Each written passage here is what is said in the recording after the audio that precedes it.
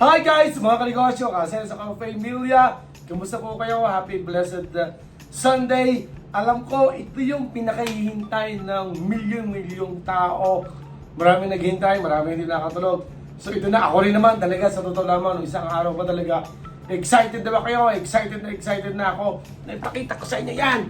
Guys, ito guys ay siguro, hindi ko alam kung sasabihin ko mga 1 year ba. Wala namang 1 year siguro. Tuwing hapon o gabi, uwi ako, lahat ng coins sa bulsa ko, lahat ng coins dito sa sasakyan, yung 5, 10, and 20, and then yung 500 na bill, lahat yan, itinatabi natin dito. Yung mga tao natin, yung mga staff natin sa Advatec CCTV, magbabalik sila ng sukle, magdadala sila ng yung payment ng client natin. So yung ilang grupo yan, minsan 7, 8, pupunta sila dito sa bahay, o ipapadala, iipunin natin ang iipunin. Guys, sabi ko nga sa inyo, challenge sa inyo, kung may gusto kayong bilhin, siyempre dapat ko na mag-iipon. Pero, I suggest kung kayo ay may negosyong gustong gawin, kung hindi talaga kayang mabigla, mag-ipon. Ito guys, hindi ko rin naman ito nararamdaman kasi nga, hindi naman talaga ito intended talagang ipunin ko. But ito, yung mga pera na 5 ulitin ko, yung 5 pesos, 10 pesos, saka 20, and then 500, yun yung itinatabi natin. Kaya naman, sabi ko nga, pag ito ay napuno natin, meron tayong business na paglalaanan nito, and then meron tayong isang bagay na gustong bilhin. Kung talagang sobra pa ang pera, meron tayong isang bagay na gustong bilhin. Ano po? So, guys, samahan nyo ako, hulaan nyo, magkano kaya ang laman nito? So, comment down below habang pinanonood nyo.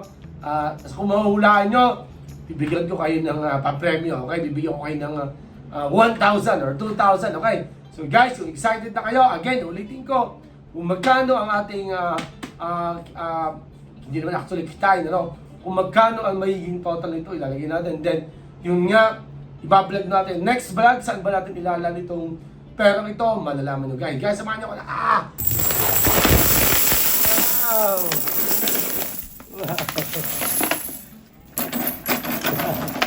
Guys, ito na, oh. Humulog na yung iba. So, guys, siyempre, ang unahin natin. Gawin naman ako, te. Makapaglagay sa bulsa. Ang videographer natin. Yan, oh. Iputin lang natin yung mga tumapon. Anak, palikod na yan, oh. Yan, oh, guys. Guys. Guys, ito na siya, oh. Guys. So,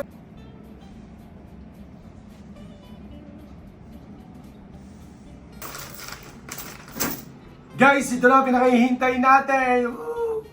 Guys, napakarami palang binilang namin. Ano? So, inabot tayo ng 2 oras at kalahati sa pagbibilang.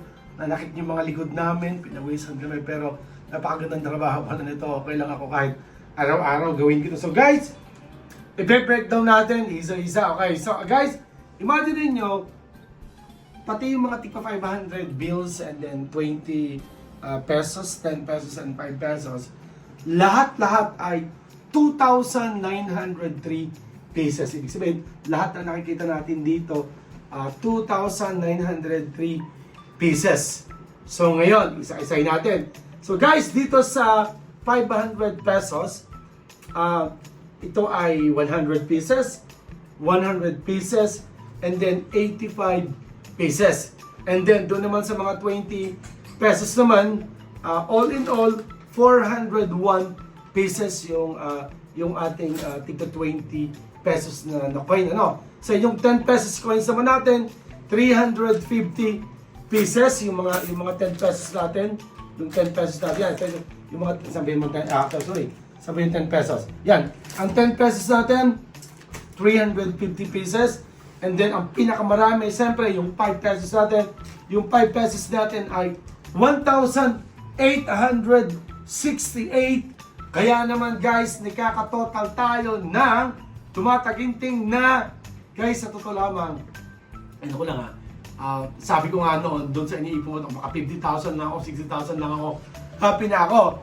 Pero nung nakita ko talaga na medyo punong-puno na, so sabi ko sana makuha 100,000 to. Kasi nga, may pinaplano tayo, and then of course, meron din tayong gustong bilhin. Sabi ko nga, guys, sa inyo sana maka-inspire itong ginawa kong ito na kahit maliit lang yan, okay, everyday, mag-ipon-ipon tayo, magtabi tayo, yung 5 pesos, kahit yung 1 peso naman, and then gumagawa natin ng 500 pesos, ito kahit pa paano hindi natin namamalayan, parang gano'n.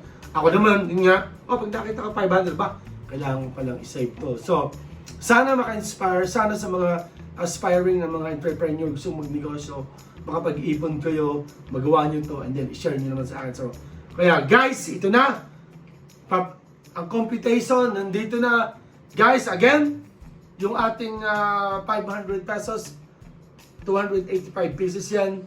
Yung ating 20 pesos is 400 pesos. Yung 10 pesos, 350 pesos. And then yung 5 pesos niya is 1,868. Kaya naman tayo ay nagkakatotal ng, again, ulitin ko guys, meron tayong planong gawin sa pera dito. Yan ay ipapaalam natin sa next vlog natin. So, thank you Lord, mga kanegosyo kasi sa Ka-Familia. Ang total po ay, hulaan nyo, total niya is 163,340 pesos. Ito yun guys, 163,340. Naipon natin to sa mga magtatanong kung gano'ng katagal. Kung ako hindi nagkakamali, hindi rin naman to, wala itong 1 year. Kasi para... So, again, ulitin ko, 163,340 ang naipon natin. Salamat sa mga tumulong sa atin sa pagbibilang, sa nag-video, okay? May pa-ice water ako sa inyo, maya-maya na konti. So mga kanegosyo, kasi sa Ka-Familia, sana itong ginawa kong ito ay maka-inspire sa inyo, makatulong sa inyo para one day magkaroon tayo ng negosyo. Mga kanegosyo, kasi sa Ka-Familia, God bless po and keep safe po. Bye-bye po, bye-bye po, bye-bye po.